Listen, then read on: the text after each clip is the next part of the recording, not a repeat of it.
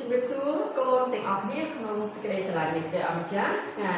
ថ្ងៃនេះយើងរៀនជាមួយអ្នកគ្រូម្ដងទៀតហើយនៅក្នុងមេរៀនខ្មែរមេរៀនទី36ដែលនិយាយអំពីសញ្ញាលេខតូកូនធ្លាប់ឃើញសញ្ញាលេខតូនៅពេលដែលកូនអានល្បះនៅពេលដែលកូនអានអត្ថបទអីមួយកូនធ្លាប់ឃើញទេចាធ្លាប់ចាអញ្ចឹងតោះឥឡូវមុននឹងយើងទៅដល់សញ្ញាលេខតូនេះគ្រូចង់បង្ហាញនិយមន័យមួយសិនណានិយមន័យសញ្ញាលេខតូសម្រាប់ផ្ទួនពាក្យមួយម៉ាត់ចាផ្ទួនពាក្យមួយម៉ាត់ឬច្រើនម៉ាត់ឲ្យថា2ដងដដែលដ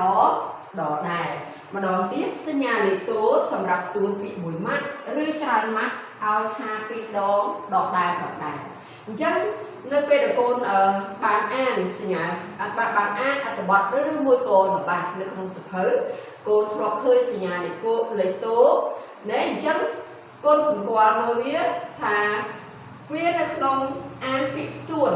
ណាមួយម៉ាត់មួយម៉ាត់ឬច្រើនម៉ាត់សម្រាប់ពាក្យផ្ទួនយ៉ាងម៉េចក៏ពាក្យផ្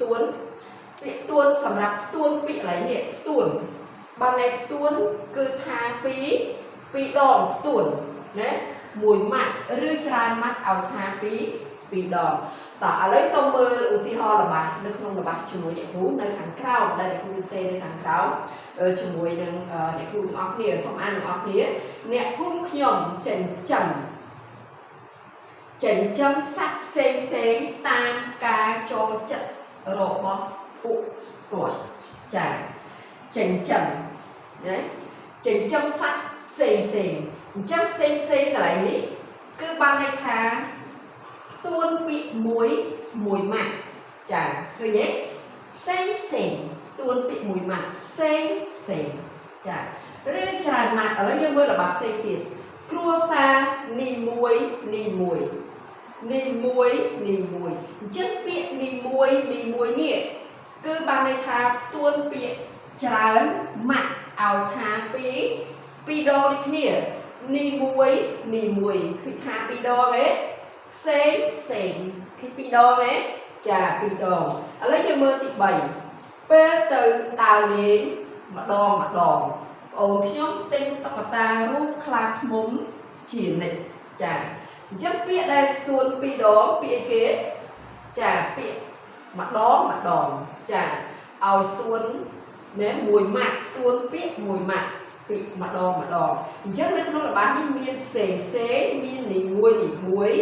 មានពាក្យម្ដងដែលជាឧទាហរណ៍ចាអញ្ចឹងសញ្ញាលេខតូនេះ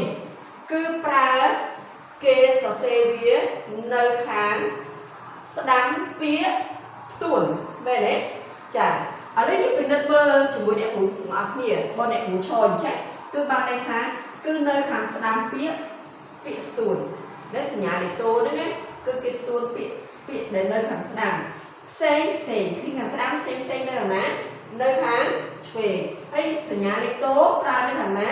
ខាងស្ដាំចាមួយទៀតនីមួយអញ្ចឹងនីមួយនៅខាងណាសញ្ញាលេខតូចាគឺនៅខាងស្ដាំម្ដងសញ្ញាលេខតូនៅខាងណាចាគឺនៅខាងស្ដាំអញ្ចឹងនេះរបៀបប្រើសញ្ញាលេខតូគឺវានៅខាងស្ដាំដែលត្រូវពាក្យស្ទួននឹងឯងចាឥឡូវសូមមើលបន្តទៀតណាអានេះកូនដឹងហើយណាអញ្ចឹងកំណត់សម្គាល់យើងមើលកំណត់សម្គាល់ដែលគ្រូបានសរសេរនៅលើក្តារខៀនសញ្ញាលេខតូប្រើបានតែពាក្យខ្មែរសុទ្ធណាពាក្យខ្មែរសុទ្ធចាពាក្យនានាណាឧទាហរណ៍ណាពាក្យនានាជាពាក្យបាលីមិនត្រូវប្រើសញ្ញាលេខតូទេចាកូនដែលឃើញគេសរសេរនានាបែបនេះនៅពេលដែលកូនអានអត្ថបទដែលឃើញនានាដែលឃើញដាក់សញ្ញាលេខតូចាអត់ទេអញ្ចឹងគេប្រើនេះគឺជាពាក្យបាលីណាបាលីគឺគេប្រើទៅគេច្រើនពេកគេប្រើ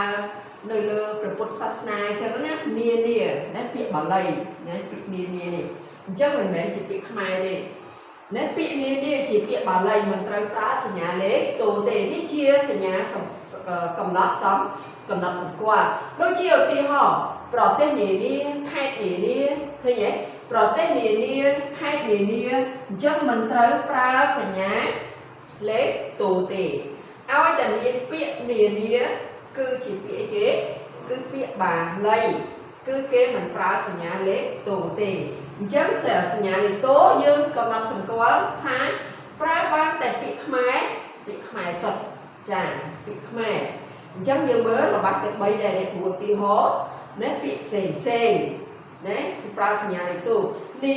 មួយជុកច្រើនណានីមួយម្ដងណាដូចឧទាហរណ៍កូនទៅអាចតែងរបស់ខ្លួនឯងខ្ញុំទៅផ្សារម្ដងណាតែងតែទិញសម្ភារៈជាច្រើនយកមកផ្ទះឃើញទេអញ្ចឹងយើងប្រើសញ្ញាលេខតូចាអញ្ចឹងករណីតែពាក្យនានានេះមួយទេណាដែលយើងអត់ត្រូវប្រើសញ្ញាលេខតូសួរពាក្យនានាគឺជាពាក្យអីគេគាត់ចាជាពាក្យបាលីអញ្ចឹងពាក្យបាលីត្រូវប្រើសញ្ញាលេខតូចាអញ្ចឹងកូនត្រូវចាំសំណួរនេះសួរថាសញ្ញាលេខតូប្រើបានសម្រាប់តែពាក្យអីគេចាប្រើបានសម្រាប់តែពាក្យខ្មែរសុទ្ធចាអរគុណច្រើននេះគ្រូសង្ឃឹមថាកូននៅពេលដែលយើងបានរៀនមេរៀននេះហើយមេរៀនសញ្ញាលេខតូនេះហើយកូនសង្កល់កូនចងចាំហើយនៅពេលដែលកូនអានរបស់អានសិភៅឬមួយក៏អានអត្ថបទអីមួយឬមួយក៏អានរឿងអីមួយកូនជួបប្រទះនៅពាក្យដែលប្រើសញ្ញាលេខតូកូននឹកឃើញពីអ្វីដែលអ្នកគ្រូបានរៀនថាគេសរសេរនោះសរសេរយ៉ាងម៉េចណាគេស្ទួតពាក្យមួយម៉ាត់ឬមួយក៏ច្រើនម៉ាត់អញ្ចឹងកូនយល់ហើយណាពាក្យថាមួយម៉ាត់ឬក៏ច្រើនម៉ាត់នៅក្នុងរបស់នេះគឺមាននេះមួយនេះហៅថាច្រើនម៉ាត់ណាពីម៉ាត់ហៅថាពីម៉ាត់ឡើងទៅហៅថាច្រើននេះមួយឲ្យថាពីរដងចាដូច្នេះអ្នកគ្រូសូមបញ្ចប់មេរៀននេះប៉ុណ្ណឹងអ្នកគ្រូសូមជម្រាបលាសូមព្រះប្រទានពរកូនទាំងអស់គ្នាឲ្យសូមព្រះអង្គគង់នៅជាមួយកូនឲ្យព្រះអង្គថែរក្សាយើងទាំងអស់គ្នាហើយឲ្យកូនបាននឹកចាំអំពីព្រះយេស៊ូវគ្រីស្ទដែលព្រះអង្គបានសុគតជំនួសយើងឲ្យយើងរួចពីអំពើបាបដូច្នេះអរគុណព្រះអ្នកគ្រូសូមជម្រាបលាម្ដងទៀត